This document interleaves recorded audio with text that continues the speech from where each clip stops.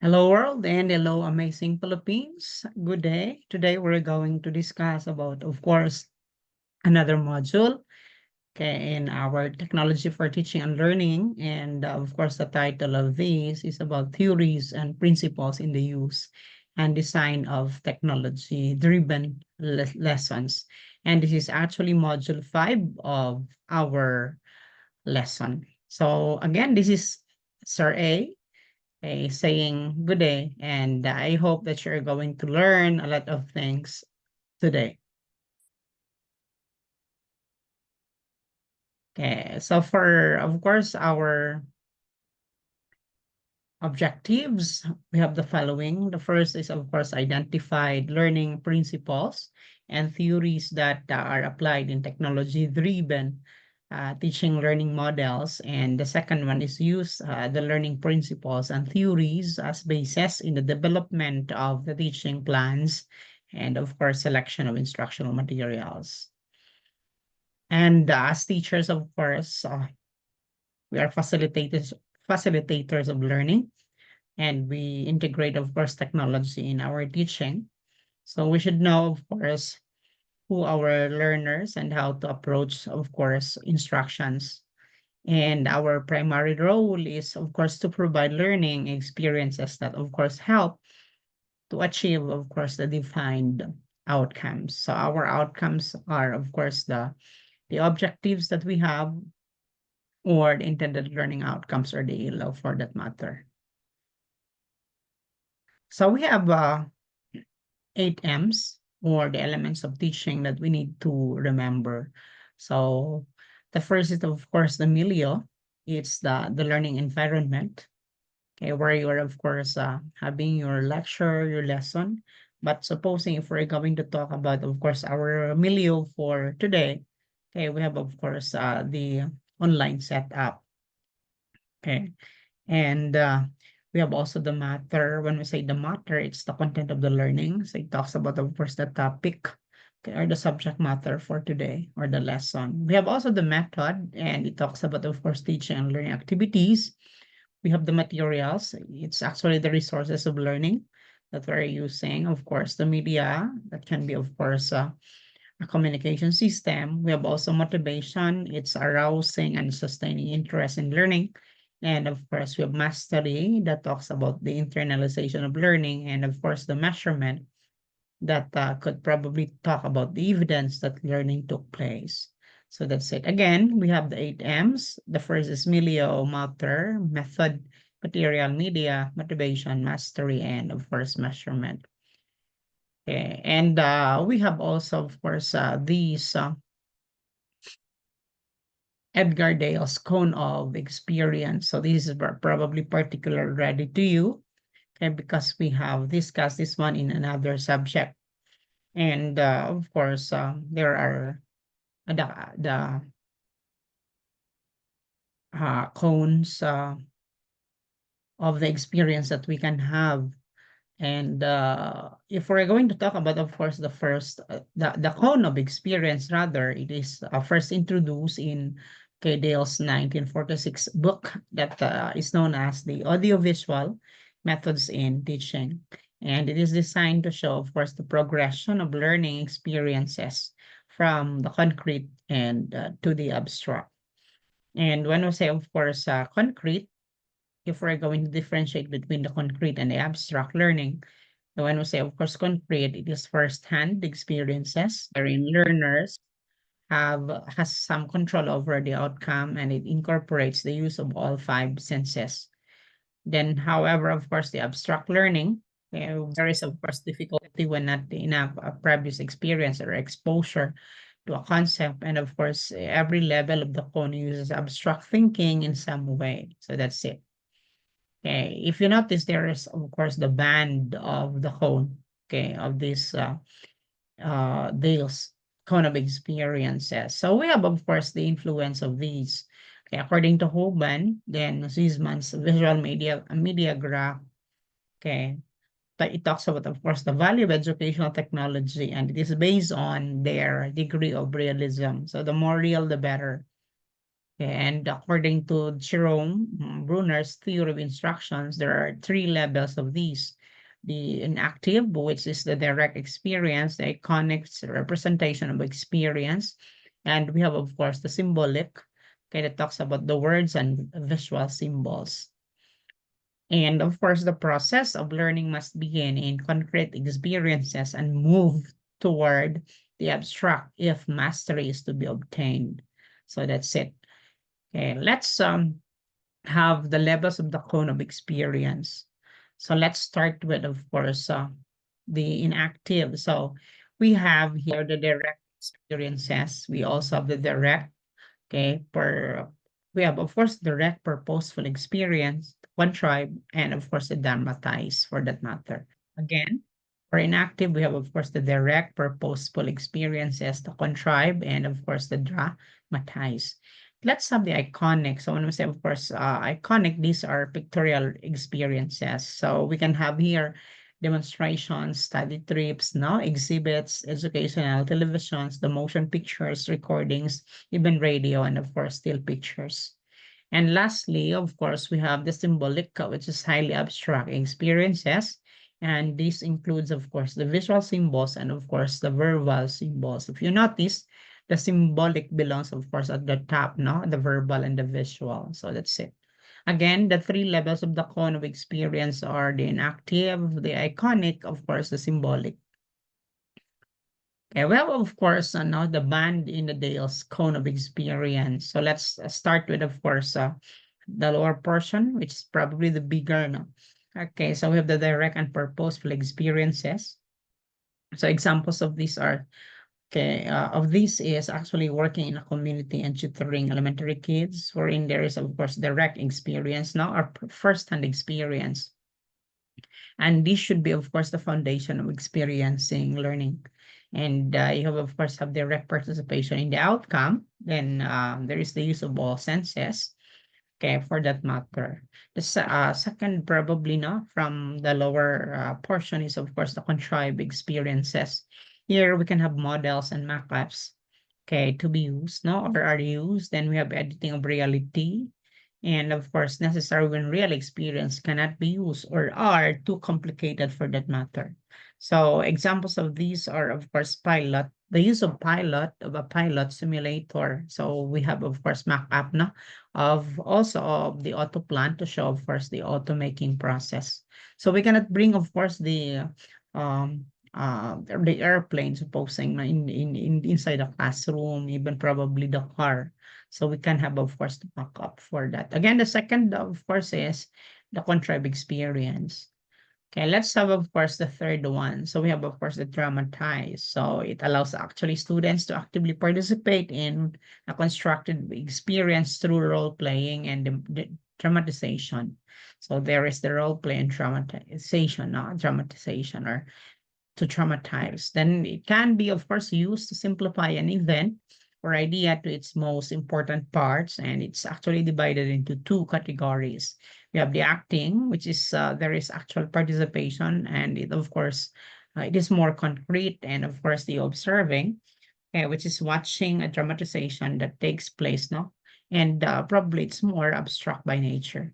And then we have, of course, demonstrations. So it is an actual execution of a procedure or a process, and it visualizes, of course, explanation of an important fact, idea, or process. And it shows, of course, how certain things are done. So example that we can have is how to play the guitar. And the next, of course, is the field trip. So when we say field trips now, we allow, of course, people to do things in real situations, and they observe, of course, an event that is unavailable in the classroom. The best example probably is visiting plantations like the Coca-Cola, no, or Gardenia for that matter. So they can, of course, study trips. We have also exhibits. Okay, and of course, something seen by a spectator, no? Spectator, like displays of models, just of course the pictures, the artifacts, posters, and that provide, of course, the message or information. We have two types of exhibits that are made, no? Probably we can see these in the museum or career fair. We have also the homemade, which is classroom based, and of course, Example that we can have also is during the National History Day competition that's homemade. Okay, and we have the educational television and motion pictures. So these actually provides a two-way dimensional reconstruction of a reality. And it allows, of course, learners to experience a situation being communicated through the mediated tools. Okay, the next that we have is in the band is the recording. No, that's actually the third to the to the top. Okay, um, it is recording, or these are recordings, radio, and still pictures for that matter. So still are of course pictures or images, and can often of course be understood by those who cannot read, and helpful actually to students, okay, who of course cannot deal with the motion or pace of a real event or television. So example that we can have is a Time Life magazine. We have also listening to old radio broadcasts, for example. So that's it. You can have, of course, recorded for that. And we have, of course, the visual symbols, which probably talks about the abstract representations of the concept or the information. And it contains actually graphs, no, cartoons, comic strip, and of course, charts. And lastly, no, at the top portion is the verbal symbols. Okay, it should be the lesser, no? It appears to be the most abstract because they may not, of course, exactly look like the concept or object they represent, but are, of course, symbols, words, codes, or formula. So that's it. That's the verbal symbols for that matter. Again, the band that we can have starting from the bottom is we have, of course, the direct, purposeful experiences, the contrived experiences, the dramatized, the demonstrations, the field trips, exhibits, televisions, the motion pictures, recordings, radio, still pictures, the visual symbols, and of course the verbal symbols for that matter. So we are of course done with of course the bond of the in the Dale's cone of experience. Let's talk about the TPAC. So it is actually as a framework for technology-driven teaching and learning. So of course, according to Schulman, no, um, pedagogical content knowledge, it's actually the PCK. So this is actually the original, no, the pedagogical content knowledge. It's actually a framework which of course involves the teacher's competence in delivering the concepts being taught by simplifying, of course, complex ones if needed, or leading, of course, the students to study a concept more deeply and extensively. So Mishra and of course Kohler, no, in 2006, continued to build, of course, upon Schoolman's PCK and incorporated technology. Hence, it is called now TPAC. Okay, so let's discuss what's about, of course, the TPAC. So it's actually a framework that combines the teacher's three knowledge areas. So as teachers, we need to be knowledgeable, okay, about technological, okay, the content, and of course, pedagogical knowledge. So you can see, of course, now the picture, okay, of the TPAC, no, or the technological pedagogical content knowledge. Okay, so let's discuss that one by one. Okay, so what's probably included there? Yeah, so if you notice now, this framework shows the interconnectedness of the knowledge, the content knowledge, with pedagogical knowledge, and of course, the integration of technology in making teaching more appealing, significant, and effective. So that's it. Okay, and the first thing that we have there in the TPAC is, of course, the technology knowledge. From the word, of course, technology. So it's about knowledge about certain ways of thinking about and working with technology tools and, of course, resources. So it particularly it talks about including understanding information technology broadly enough to apply it productively and, of course, at work and in everyday life. The second one is, of course, pedagogical. From the word pedagogy, it talks about teaching styles, methods, and etc. So according to Color and Mishra, teachers deep knowledge about the processes and practices or methods of teaching and learning. And they encompass, of course, among other things, overall educational purpose, the values, and the aims. So this generic form of knowledge applies to understanding how, of course, students learn general classroom management skills, the lesson planning that we have, and of course, student assessment for that matters. It talks about pedagogy, the style, techniques, and the methods. Okay, let's have the other one. It's about, of course, the content. So when I say, of course, the content, it talks about the subject matter, the lesson. Okay, so here, no, teacher's knowledge. It talks about teacher's knowledge about, of course, the subject matter and how, of course, to be learned and taught. So the content to be covered in middle school science or history is different from, of course, the content to be covered in the undergraduate course. Okay, and as Schulman, no, in 1986 noted that this knowledge would include, of course, the knowledge of concept, okay, or concepts with S, no, theories, ideas, okay, organizational frameworks, the knowledge of the evidence and proofs, and as well as, of course, established practices and approaches towards developing such knowledge. Okay, that's very nice. So the TPAC, of course, model then is one which takes, of course, these three elements, the combination of technological, okay, pedagogical, and content knowledge, and of course, combines them not to create PCK, the TPK, the TCK, and finally, of course, the TPAC. So that's it. There's a combination of the three. Okay, so when we say, of course, the content knowledge, it talks about the what. Okay, and it is composed of facts, concepts, not theories or principles in a given discipline. We have also the pedagogical knowledge, which talks about the how. Okay, so the experts, of course, knowledge in the science of teaching, from educational learning theories to individual differences to strategies and techniques, as well as, of course, the assessment of learning. So it talks about how pedagogy, okay, pedagogical. Then we have, of course, the pedagogical content. We combine the two, no? Okay, so it's actually the intersection of pedagogical and content areas of knowledge, and it includes, of course, the knowledge of how to use technology. So you have, of course, the knowledge and, of course, the how, no? And that can, of course, meaningfully address different teaching styles while supporting content with deeper understanding for that matter. Okay, let's continue. We have also the technology knowledge. Okay, it's actually the teacher's knowledge on how to select, use, and integrate, of course, these tools in teaching and learning contexts.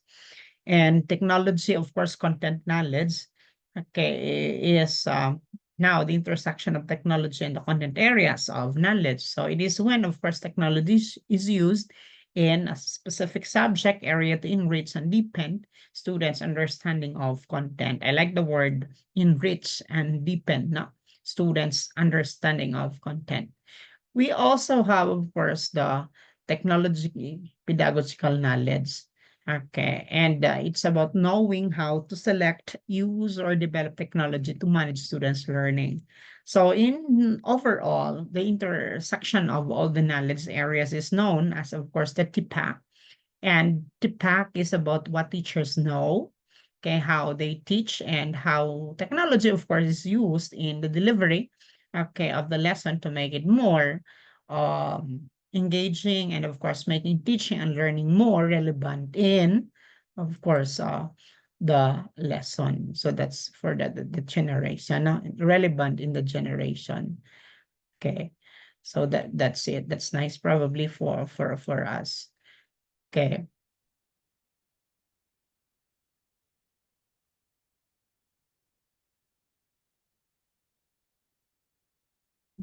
Okay, let's have, of course, the next. We have, of course, integrating technology, no? And there is, of course, the introduction of the SumR model. So it's really nice that we can have also, no? We first erase this one so that we cannot see. Mhm. Yeah, drawings and whatever. Okay, so that's it. With going back, of course, now there's integration of technology.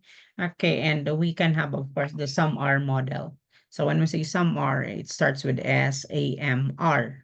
Okay, model. So this SumR model, of course, um, is about um, the redefinition. We have modification, the augmentation, and substitution. So there is, of course, the model technology integration, and the author of this is Dr. Ruben Puente T. Dura. And we will start with S, and it talks about substitution. So here, of course, technology acts as, of course, a direct tool substitute with no functional change. And we have augmentation. The technology acts as a direct tool substitute with functional improvement. And these two, the substitution and the augmentation, talks about enhancement. And we have, of course, the modification also, wherein the technology allows for significant task redesign. And of course, the redefinition, which technology allows, of course, for the creation of new tasks previously inconceivable. So here is the transformation. Okay, again, for substitution and augmentation, it's for enhancement. So we enhance. And of course, for modification and redefinition, there is the word transformation from the word transform. So it's actually very nice now if we're going to have this four. So the SAMR model was actually, as what I mentioned, is developed or was developed by Dr. Ruben Puentedura. And it's actually a method to assist teachers in more effectively integrating technology into teaching and, of course, learning. Just like probably the Bloom's taxonomy, no, that the SAMR model moves through in successive levels that lead to higher order thinking. I like that one. That lead to higher order thinking. So in addition, although it is desirable to reach higher order thinking skills now in the classroom, it isn't always necessary or possible to only be teaching and learning at higher order. Similarly, of course, it isn't necessary for possible to be integrating technology in such a way. And the Summer, of course, model supports and enables teachers to design, develop, and infuse digital learning experiences that utilize, of course, technology for that matter. Okay, here is, of course, a sample no, model about, of course, the Summer. Okay, let's discuss now. The S stands, of course, for substitution. Okay, here literary using of course technology is an alternate for a regular item that is employed in augmenting or assisting lesson. And another is we have of course the A that stands for augmentation. So there is of course a functional improvement in the use of technology tool. And we have of course the M for modification, wherein technology is used to redesign a lesson. And we have of course the R stands for redefinition, and it represents, of course, the idea of creating something from a regular item. So from the word redefine. So technology, of course, allows the creation of a new concept that has not been, of course, previously conceptualized.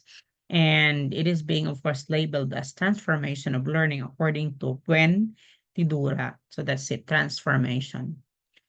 We have also, of course, a new poster no, on integrating SAMR model with iPad apps. So if you can see now, apps in, of course, education poster. So you can see here.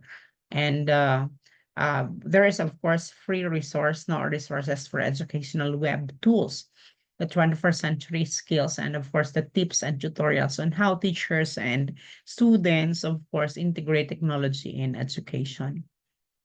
So in the infographic or poster that we can see now, that you can have, of course, some application or apps classified by some are model. So from the substitution, for example, let's like you can have pages, iBook, no, iBooks. Okay, and many others. The dictionary is still there, no? The jumbo calculator, the Holy Bible, no? When I say, of course, augmentation, you can have Google search. Okay, you can have also pages. Okay, can be used, no? Draw on screen. Okay, and etc. We have also modification, no? For that matter, like you can have dragon dictation, the full expert, the QR code, no? Reader, for example, the Chrome, the comic strip. Okay, and many others. And with, of course, the redefinition, you can see movie, no, the book creator. You have show me. You can have puppet, no, pause. You have notepad, okay, and many others. No, a near pad rather. Okay, so these are of course the apps that we can have or we can use, no? Okay, having of course the SumR model. And what you can probably do is or all you need is to of course explore them and be familiar of course with their features, no? Okay, so that's nice that we can have with, of course, the summer model. Let's have the Bloom's taxonomy. Okay, particularly the digital taxonomy. Actually, the Bloom's taxonomy was created now in 1956 under the headship of educational psychologist Dr. Benjamin Bloom. Okay, in order to stimulate higher forms of thinking in education, such as, of course, analyzing and evaluating processes, the concepts, the principles, and procedures, rather than just, of course, remembering facts or the rote learning. Okay, his students, of course, Anderson and Cratwell made some revisions, and this is known as the revised Bloom's taxonomy. So revised Bloom's taxonomy. Okay, here is of course the Bloom's taxonomy with of course from the lower order thinking skills to higher order thinking skills. So we start with of course the knowledge, not the comprehension, the application, the analysis, the synthesis and evaluation. So the knowledge of course is changed to remembering. So from the noun to becomes verb.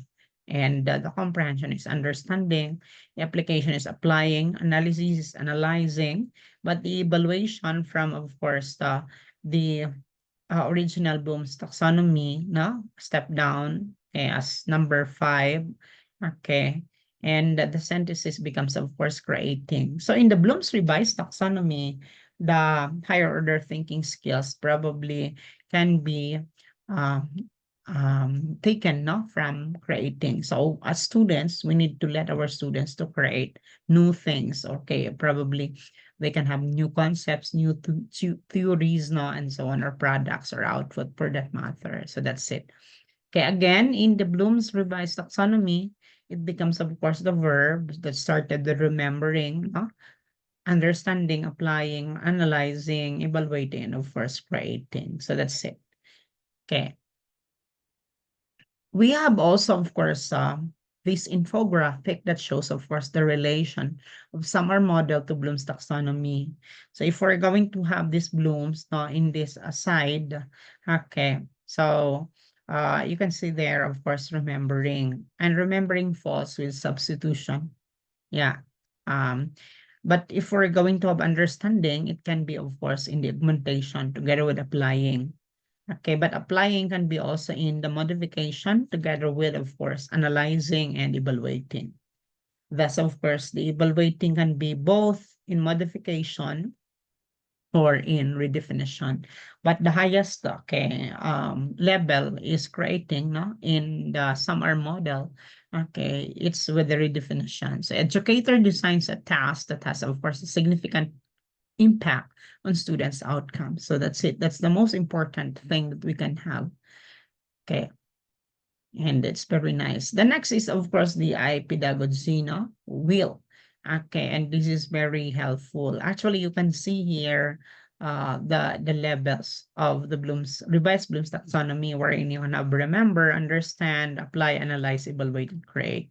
The next circle in this wheel is that you can see the action verbs or verbs that you can use probably in creating your objectives. Like, for example, in the remember, understand, so you can see there recognize, identify, explain, locate, list. Okay, I'll give an example. Okay, at the end of the lesson, students will be able to locate, okay, or the map, no? In the map, the Philippines, no, or locate the Philippines in the map. Okay, or at the end of the lesson, students will be able to classify, okay, non-living and of course living things. But in the next, of course, um, level, you can have the activities, no, wherein, for example, in the remembering and understanding, you can have mind mapping, you can have Google search, no, you can have word processing, the bookmarking, or even you can use flashcards. And the outside now of these pedagogy wheel is that, no, you can see, of course, the apps, no, iPad apps or the Web 2.0 tools. Like in the remembering and understanding, you can see there Edmodo, the pages, the study blue, no, inspiration map, okay, Twitter, okay, Diago, and so on. We have also for apply. So for applying, okay, the verbs that we can have is the use, execute, teach, share, demonstrate, implement, simulate, play, and so many others. With regards, of course, for the activities that we have, so we can have manipulation, drawing, no, photographing, journaling, interviewing, scrapbooking, the role playing. Okay, we have also project building and of course editing. Okay, for our, of course, tools and iPad apps, you can have Keynote, Geometry Pad, the Show Me, the CAD, okay, the Santas, Engineer, now the Piccolage, and so on. We also have, of course, Analyze, no, as the next level. So here we can have survey, deduce, examine, differentiate, sequence, no, outline, construct, and determine. Okay, and of course, the activities that we can have is editing, plotting, review, no, judging, creating a mashup, summarizing, graphing, and so on. And you can have some tools or apps like the TED Talks, the numbers, the graphic calc, no? You have pull everywhere, the Sapari, okay, the oversense, okay, and the sketch for that matter, voice thread. We also have, of course, evaluate, no? As the next level here, we have action verbs such as defend, right? No, debate, opinion, critique, conclude, clarify, collaborate, and assess. So here, of course, we can have some activities like critiquing, reporting, itemizing, no, debating, judging, blogging, peer editing, and of course, opinion validating. So we can use also here Edmodo, the Safari, the Note, Nearpod, Blogger, no? S3, Socrative, the Skype, Evernote, and of course the Google Drive that we can have. And lastly, which is the highest, is the creating. Okay. For our verbs to be used, we have transform, compose, assemble, rearrange, originate, construct, produce, no, publish, and so on. Okay, example, at the end of the lesson, students will be able to, no, publish their work in Canvas. Or at the end of the lesson, students will be able to compose, okay, a song related to, of course, love. That's nice about love. Okay, so what activities you can have? You can have video games, cartoons, movies, the wikis, no? Even creating songs, blogging, websites, and even animations. Okay, what about what kind of apps or web tools that you can use? You can have iMovie, the Show Me, no, the Edu creations, the Kid Blog, the podcast, the video, Licious, no? Okay, the Fantastic and the Toontastic rather, and of course the 1 2 3 D Sculpt, okay, and many others. So these are of course with the relationship to the IPA pedagogy wheel. So it's very useful, no, for all of us. Okay, again, when you of course teach and you will, well, you when you become of course teachers, you use this iPad apps web 2.0 tools. But this can be of course changed. There's a lot of things that can change just probably by a year, no, or two. Okay, so when you graduate, probably there are of course a lot of changes with these. Okay, so that's the end of course of our lesson. Okay, and here are of course our references for that matter. So terima kasih or thank you very much or madam mga salamat. Okay, this is again your Sir A saying thank you for being with of course me throughout of course this lesson. I hope you learned something. Kindly click like or probably share. And if you're not of course a subscriber, click subscribe and probably you will be notified if of course we have new video, a lecture video related to our lesson. This is Ray again saying God bless everybody. Thank you.